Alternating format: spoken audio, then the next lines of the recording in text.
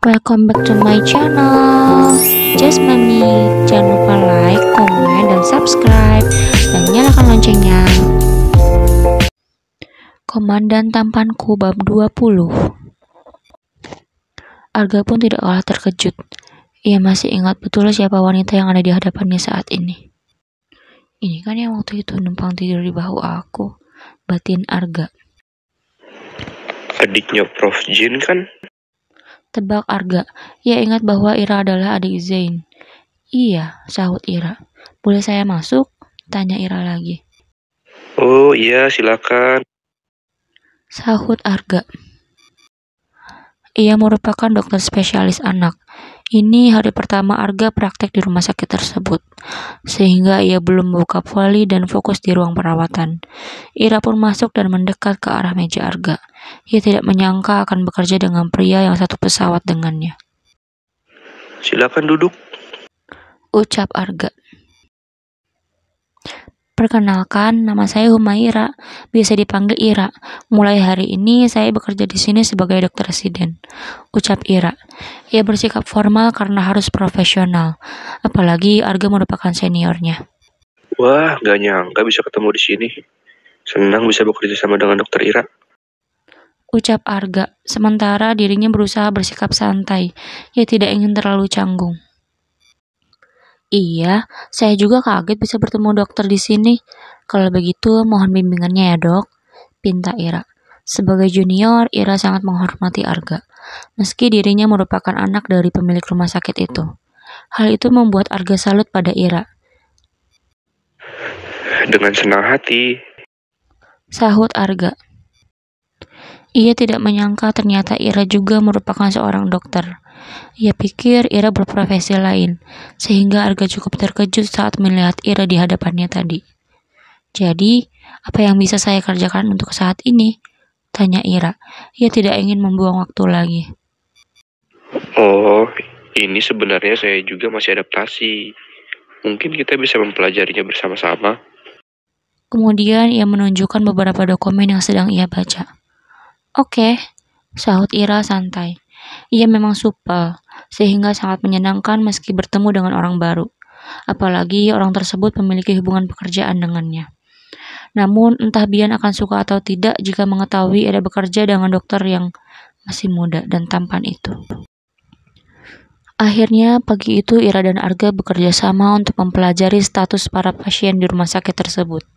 Setelah itu mereka pun pergi untuk visit ke ruang perawatan. Dok, kalau boleh tahu, kenapa dokter milih jadi spesialis anak? Tanya Ira. Ia kagum karena pria seperti Arga memilih pediatri untuk pendidikan spesialisnya. Simple aja sih. Sahut Arga santai. Kenapa? Ira penasaran. Karena saya suka anak-anak. Bekerja itu kan harus sesuai passion. Dan saya merasa nyaman jika sering berinteraksi dengan anak-anak. Wah, jarang loh ada cowok yang suka sama anak-anak, puji Ira. Ia tersenyum karena jadi teringat pada kekasihnya. Kayak calon suami aku, dia juga suka sama anak-anak, batin Ira. Dipuji seperti itu oleh Ira, Arga pun senang. Melihat ekspresi Ira yang tersenyum membuat Arga pikir Ira begitu mengaguminya. Padahal Ira sedang teringat pada kekasihnya. Mari. Ajak Arga saat mereka tiba di depan sebuah ruangan. Mereka pun masuk ke ruangan tersebut. Selamat siang, sapa Arga dan Ira. Mereka pun memeriksa pasien yang merupakan anak-anak tersebut sambil berbincang. Melihat Arga berinteraksi dengan pasien membuat Ira salut, sebab Arga terlihat begitu mudah mengambil hati anak-anak. Saat keluar dari ruangan tersebut, Ira pun bertanya lagi pada Arga. Dokter udah lama jadi spesialis anak? Tanya Ira. Gak juga sih, baru sekitar 3 tahun. Jawab Arga. Ya lumayan lama sih itu. Pantesan pintar banget ngambil hati anak-anak. Puji Ira lagi. Sejak tadi Ira memuji Arga membuat Ira itu menjadi GR. Siang hari Arga mengajak Ira makan bersama. Dok, mau makan bareng gak? Hah? Ira balik bertanya. Ia kurang mendengar ajakan Arga itu, sebab dirinya sedang fokus memikirkan Bian. Ini, Saya kan masih baru di sini, jadi belum ada teman. Kalau dokter Ira nggak keberatan, saya mau makan siang bareng, biar ada temennya. Oh, why not? Ayo, aku udah lapar, ajak Ira. Arga pun senang karena Ira mau makan siang bersamanya. Mereka berjalan berdua menuju kantin rumah sakit tersebut. Saat di jalan, Ira berpapasan dengan Zain. Siang, Prof. Sapa Arga. Iya. Sahut Zain. Ia sedikit heran melihat Ira berjalan dengan Arga. Loh, katanya kalian gak saling kenal, tanya Zain. Zain sendiri sudah mulai mengetahui bahwa hari ini Arga mulai bekerja di rumah sakitnya. Itu kan kemarin bang, kalau sekarang mah udah kenal lah, kan satu ruangan, jawab Ira santai. Oh, kirain.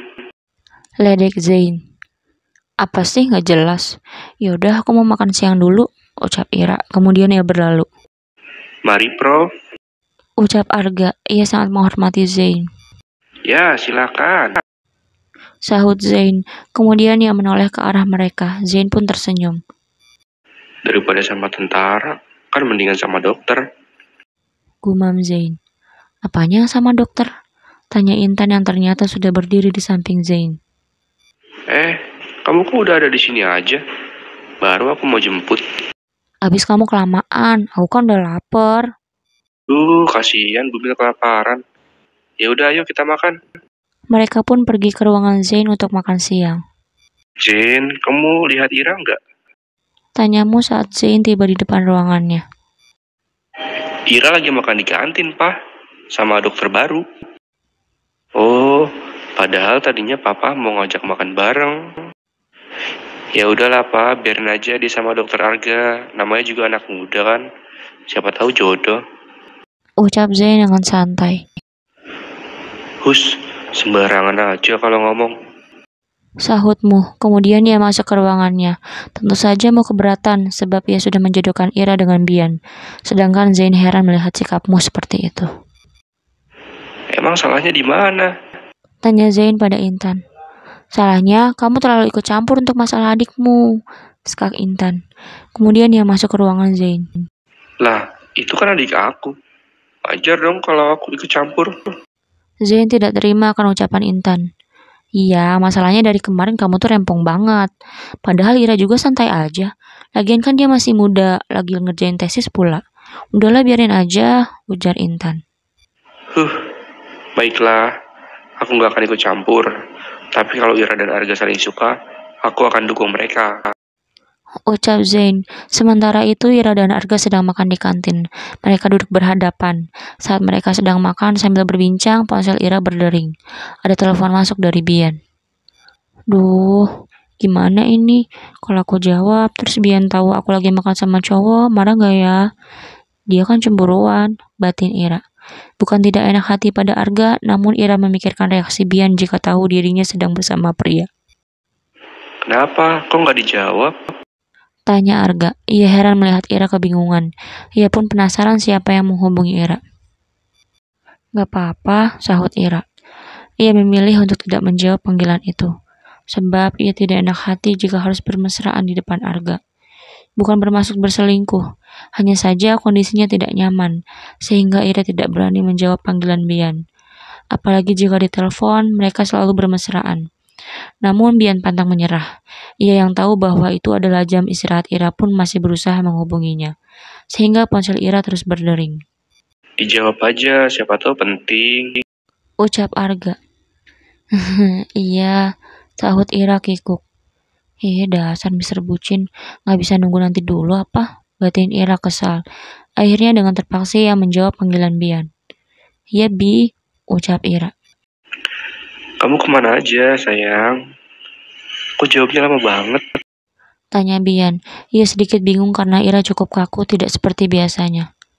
Ini aku lagi makan, kamu udah makan? Ira balik bertanya. Arga melirik sekilas saat mendengar pertanyaan Ira. Ia yakin pertanyaan seperti itu tidak mungkin diucapkan untuk orang biasa. Udah, di sini kan 2 jam lebih cepat. Masa aku belum makan? Sahut Bian. Oh iya, aku lupa. Ucap Ira kikuk. Ia jadi bingung hendak bicara apa, sebab tidak mungkin dirinya bermanja-manja di depan orang yang baru ia kenal. Gimana kerjanya hari ini? Tanya Bian. Alhamdulillah lancar, kerjanya pun menyenangkan. Kamu sendiri gimana di sana? Ira balik bertanya. Alhamdulillah, masih kayak biasa aja. Cuma kan biasanya ada kamu, jadi lebih semangat. Kalau sekarang mah nggak semangat, karena penyemangatku udah pulang ke Jakarta. Ira tersenyum. Ia ingin membalas ucapan Bian, namun bingung harus menjawab apa. Berada di depan orang lain membuat otak Ira blank. Bian heran karena Ira tidak seperti biasanya. Sayang, kamu kok diem aja sih? Tanya Bian. Iya, ini aku lagi makan sama senior aku, sahut Ira. Secara tidak langsung, ia memberi kode pada Bian. Ira berharap Bian bisa paham bahwa saat ini Ira harus menjaga sikap. Oh, pantesan kamu beda banget dari tadi. Seniornya cewek atau cowok? Tanya Bian. Ira bingung menjawabnya. Masa aku harus jawab itu sih? Kan gak enak, ucap Ira. Jika dirinya mengatakan cowok, pasti Bian akan cemburu. Namun tanpa harus Ira menjawab pun, Bian mendengar ada dokter lain yang menyapa Arga. Wah, dokter Arga. Sapa dokter itu, suara mereka begitu dekat sehingga Bian dapat mendengarnya. Hai, apa kabar dokter Dimas? Sahut Arga. Ia dan Dimas sahabat Zain, sudah saling mengenal dan cukup akrab. Senior kamu cowok ya? Tanya Bian. Apa kabar? Ira jadi bingung harus menjawab yang mana. Alhamdulillah baik, jawab Ira. Ia memilih menjawab yang ada di hadapannya dulu. Sayang, udah dulu ya, nanti aku hubungi lagi. Gak enak nih, bisik Ira. Kemudian ia memutuskan sambungan teleponnya. Kok udahan teleponnya? Keganggu ya? Sebenarnya ia ingin tahu siapa yang menghubungi Ira tadi. Enggak kok, santai aja, sahut Ira. Ia pun tidak ingin menunjukkan bahwa dirinya memiliki kekasih. Khawatir Dimas akan mengadu padamu. Mana penelitian kamu, Ra? Betah nggak di perbatasan? Tanya Dimas. Ia cukup dekat dengan Ira, sebab hubungan Dimas dan keluargamu memang akrab. Ya, sebentar-bentarnya di perbatasan, begitulah, jawab Ira. Arga sedikit terkejut mendengar Ira pernah bertugas di perbatasan. Oh, jadi yang di pesawat itu kamu dari perbatasan? Sahut Ira. Pantesan kayak capek banget. Tidurnya sampai nyenyak sepanjang penerbangan. Kok tahu? Jadi malu. Ira tidak menyangka Arga mengetahui hal itu. Apa-apa, biasalah namanya perjalanan panjang, pasti melelahkan. Tapi keren loh, padahal kamu anak pemilik rumah sakit ini. Tapi kok mau sih dikirim ke perbatasan? Tanya Arga. Ya aku kan harus profesional, kalau nggak gitu nanti aku nggak bisa jadi dokter yang baik, sahut Ira. Jangan salah, dia ini bukan wanita yang manja. Bukan cuma di perbatasan, dia sering tugas di pelosok desa juga loh. Puji Dimas, ia pun tersenyum penuh misteri, seolah sedang merencanakan sesuatu. Ya, wow, luar biasa. Gak nyangka, ternyata dokter Ira sangat mandiri dan gak manja. Ia sangat salut pada wanita seperti Ira, padahal di luar sana banyak wanita yang manja. Namun Ira yang berkecukupan itu malah terlihat begitu mandiri. Iya, makanya beruntung banget lah cowok yang bisa dapetin Ira ini. Udah cantik, smart, rendah hati, mandiri pula. Siapa yang gak bangga bisa punya pendamping kayak Ira? Ya nggak? Apaan sih bang? Sahut Ira. Ia sebal karena Dimas seolah sedang mempromosikannya. Setuju. Sahut Arga, padahal kemarin ia terlihat pendiam, namun saat ini Arga terlihat begitu ceria. Dokter Arga udah ada calon belum? Ya barangkali mau daftar jadi calonnya Ira. Nanti aku bisa bantu ngomong ke kamu. Bang, gak usah aneh-aneh ya, decak Ira kesal. Ia tidak ingin suasananya menjadi tak nyaman karena perbuatan Dimas itu. Ya, namanya juga orang sibuk kerja. Mana sempat nyari calon? Jawab Arga sambil melirik ke arah Ira. Nah, gimana tuh, Ra? Tanya Dimas. Ia tak ingin menjawab pertanyaan Dimas karena tidak ingin menyinggung perasaan Arga. Ya udah, kalau begitu aku pamit duluan ya. Silakan dilanjut makan siangnya. Jangan lupa ucapan tadi, tolong dipertimbangkan. Ucap Dimas, kemudian ia pergi dari tempat itu. Maaf ya dok, dokter Dimas emang suka bercanda. Ucap Ira kikuk. Ia jadi tidak enak hati pada Arga. Gak apa-apa, santai aja. Ia justru senang mendengar ucapan Dimas tadi.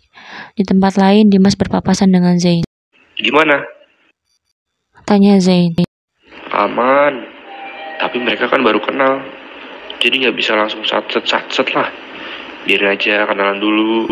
Iya sih, tapi gue khawatir aja Ira deket sama tentara. Gue nggak mau kalau sampai dia punya suami tentara. Ujar Zain. Emang kenapa sih? Lo kok kayaknya anti banget sama tentara? Kan nggak ada salahnya juga, justru bagus. Dia jadi bisa ngelindungin Ira. Tanya Dimas heran.